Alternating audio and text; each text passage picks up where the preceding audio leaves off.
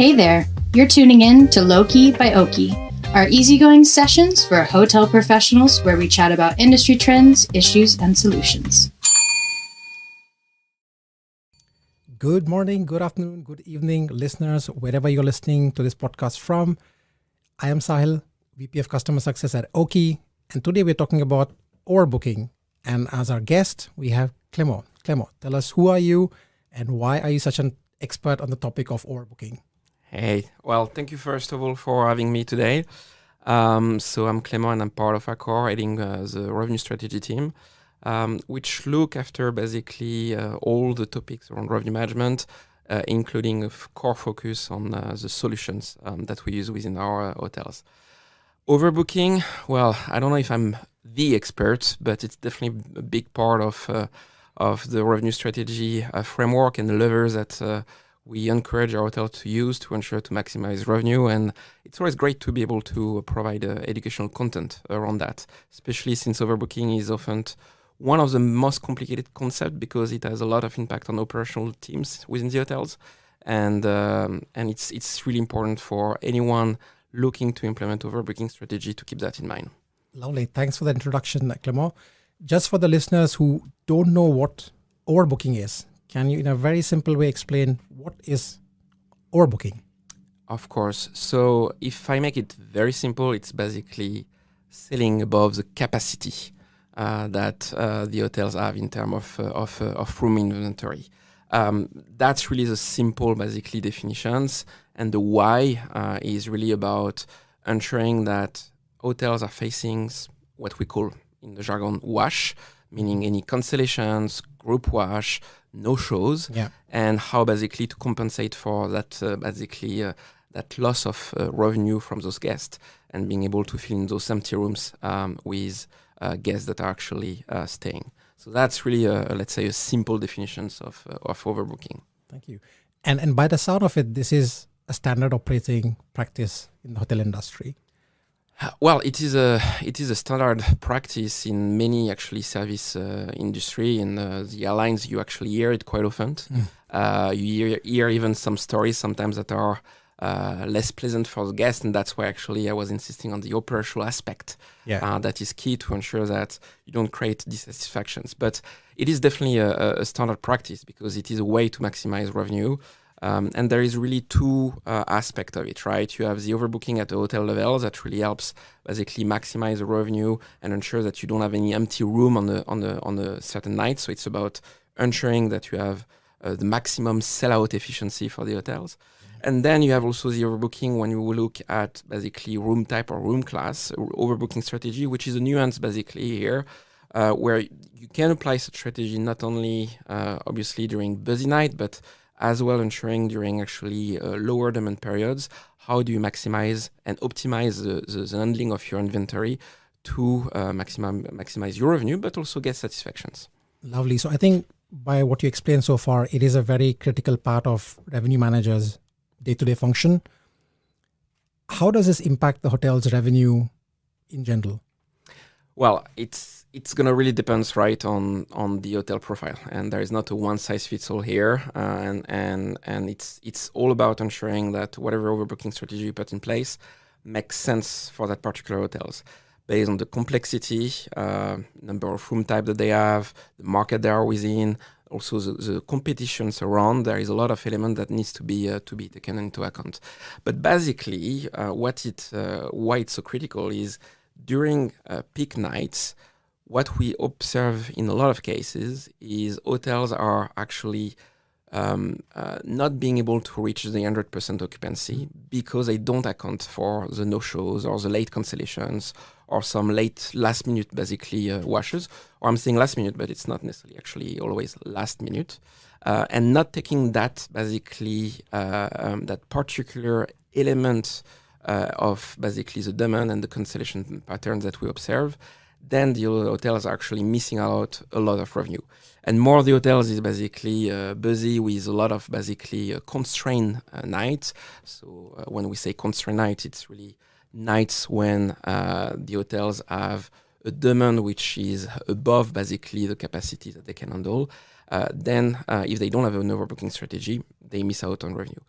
And that's critical. The other part, when we look at the overbooking by room class or room types here, it's a bit different, but that's where also having the right strategy, the right inventory strategy in place will help drive more revenue. And for instance, through the upselling, this is a perfect good example when you talk about sometimes having a strategy to overbook your first room category, for instance, because you have a huge group demand, but the rest of your transient demand is quite low, or you have some corporate basically business that can only book your first room type demands, and you don't have much other demand for basically the rest of your room type. Then here you have an opportunity basically to eventually overbook and put in place an upselling strategy. So that's really two aspects of how can you maximize and why it's so important, and that can reflect very clearly in terms of RevPAR, but also in terms of RGI when you look at how do you perform versus the market. Yeah. Sounds like a very complex operation for a revenue manager to manage and do in terms of systems and processes. I can imagine, based on what you just mentioned, data plays a very important part in order to make this determination. How do you set the strategy? How do you execute it? What's your take on data? Well, in my opinion, you cannot set a proper overbooking strategy without data, because you need to understand basically the historical patterns of your demand. You need to understand exactly, okay, in those particular period of the time, with that basically mix of the business that I have on the books, what is usually the wash that I get out of that on the books demand that I have today. And understanding that helps you basically understand how much eventually overbooking rooms that you need to overbook, basically, that you need to set. And without the data, understanding that, it's not possible. The forecasting aspect is also key. Forecasting your demand, but also having a clear operational forecast of what is expected to ensure to be able to manage that accordingly. And I truly believe that you cannot, as a human being, handle basically all those amount of data that you have in front of you. And that's where basically technology and systems are key to be able to support that. So data basically is at the cornerstone, but we should not forget neither about having the right processes, the right training for the operational teams because of the implications. So it's really both the combination of data and also the operational aspect that needs to be a core focus for the hotels. Yeah, very well mentioned. I think I'm going to come to that in a quick second. Our audience are everyone from an independent hotel all the way up to the chains. For the hotels or the revenue managers that don't have elaborate tooling, perhaps like at Accor, what would you recommend as tooling as absolute must-haves in order to drive the strategy? Well, I'm looking about all the revenue solutions for Accor. So to me, I cannot imagine a world without basically at least a revenue management system, for instance.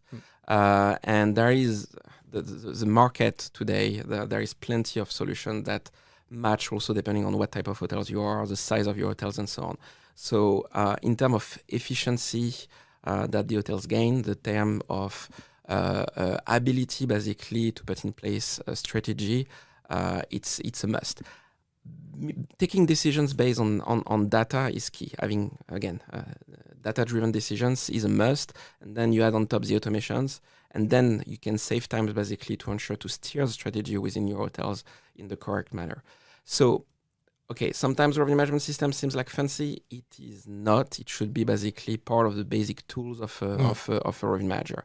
If you don't have that, you still can use your PMS to rely on the data that exists. In my opinion, it's way more complex. You are taking way more risk as well when you set up your overbooking strategy because, again, defining and understanding all the patterns of the demand is something very complex that the human eye cannot do it basically without a computer basically behind to help you take the right decisions. Not impossible, but it's way more difficult. It takes way more energy, and you are taking also more risk because overbooking. Actually, one of the complexity around that is you're dealing with a lot of uncertainty. You cannot know for sure that you will have a no-show, Absolutely. that these guests will no-show, that these guests will cancel, and that groups will for sure basically have some wash.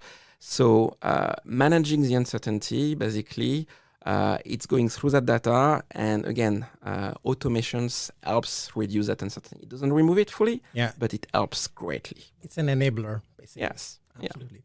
What are the pros and cons of implementing such a strategy? So the pros, definitely, as we said, revenue impact is basically an obvious one, and we see it very clearly. The second one, I will say, and it can seem strange, but it's going to be more related basically to the overbooking strategy and basically inventory management at the room type, room class level, is the guest satisfactions, because you're going to actually have opportunities to ensure to through the upsell or free upgrade, both are true, create a certain basically added value for the guest and greater experience. And then the third one, I think, is also in terms of operational efficiency, because you're going to be able to manage your inventory in a different way, approach that more strategically, and also give opportunity to basically the front office to anticipate this kind of event, no-show and so on and so forth. In terms of cons, I guess they are pretty much the same than the pro. It depends actually how do you effectively introduce that basically overbooking strategy. The biggest risk is definitely guest dissatisfactions. If they are being walked out from the hotels because you actually overbooked, but there is no-show or cancellations and so on, then that's a problem. Nonetheless, I think there is a recovery strategy that you can turn basically a difficult situations in a great basically guest story. We've seen that in the past, and there is always that way to mitigate that. But you want to avoid to walk, obviously, a guest. That's really not the goal. Operational risk as well, because you put a lot of pressure on your front of house teams, and we need to be very cognizant of that, even more today than maybe 10 years ago. We struggle in the hospitality industry to hire, to have basically talent joining hotels, and it's not by basically putting them more pressure and unexpected basically event, which it's not fun to walk out basically a guest. That it's not going to help. So you need to ensure that you train them, that there is a strong communications, and that you support them basically throughout the process. And the last one is, so equally you can gain revenue through overbooking, but there is also a financial risk if it's not done well. Again, why we need data, why we need basically data-driven decisions, is because you can gain revenue, but you can also have a negative impact on the financial aspect. If you start to overbook too many basically guests, there is a financial cost to that.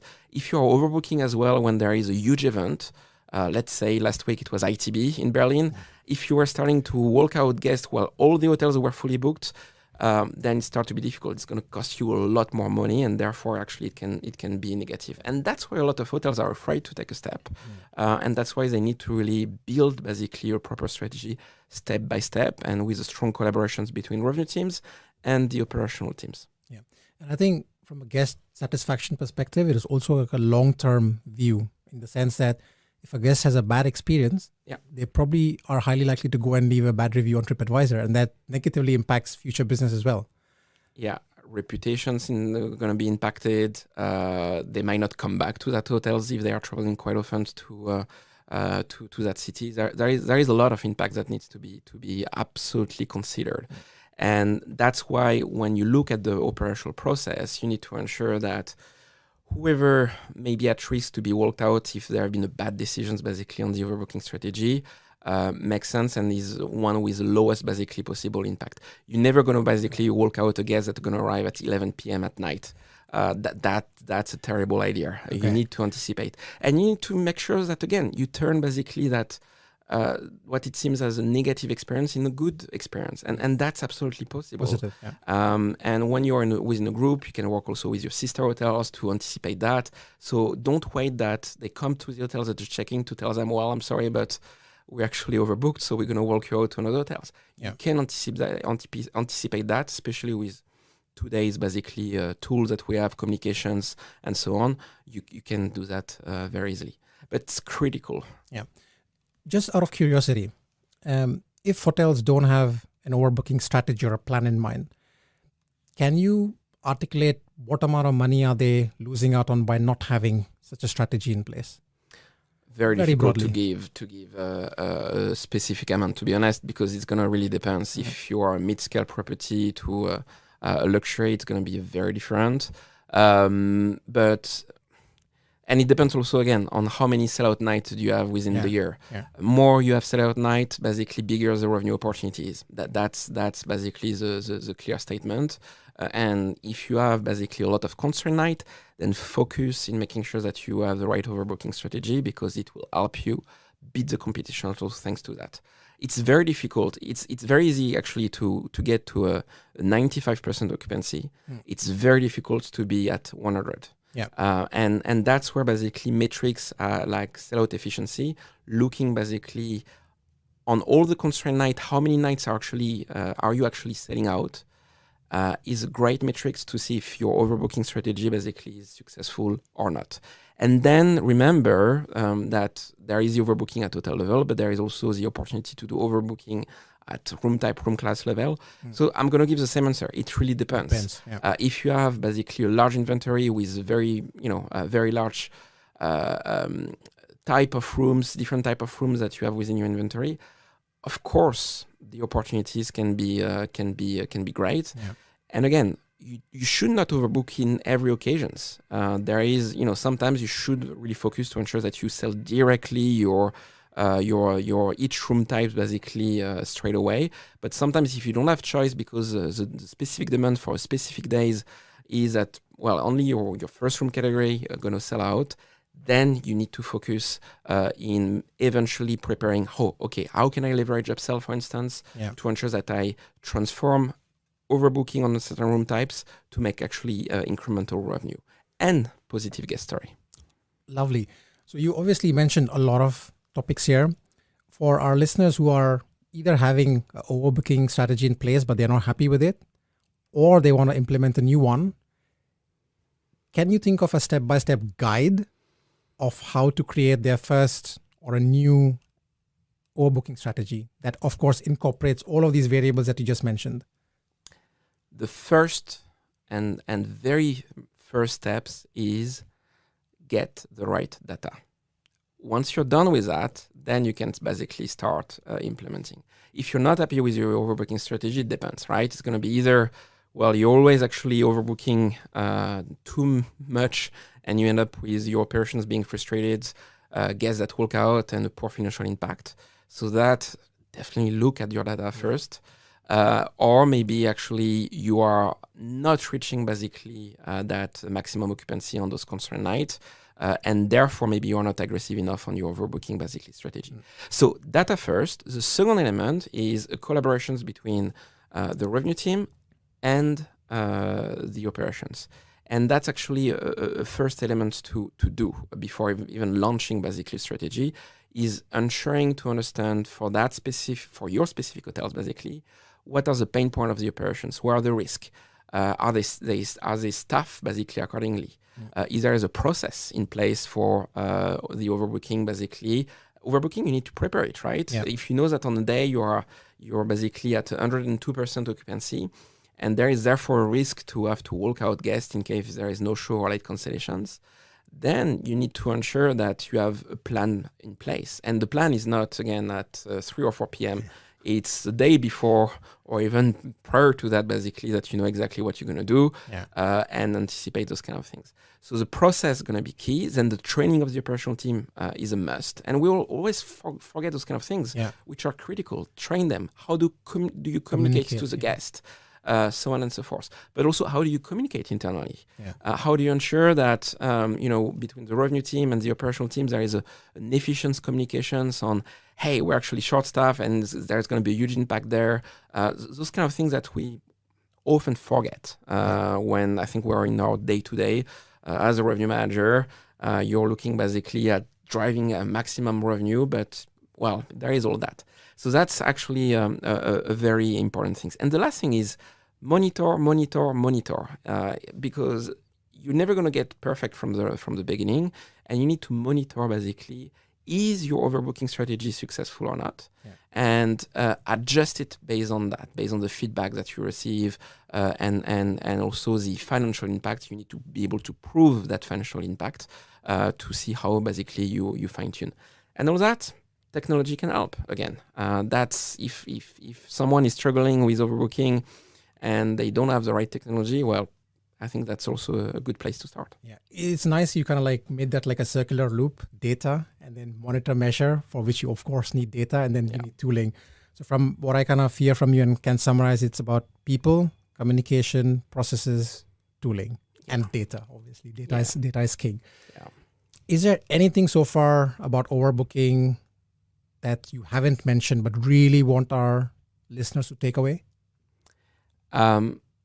I think we should not underestimate basically the power of overbooking, and we should not underestimate also for the revenue team. I'm really talking to the revenue team here.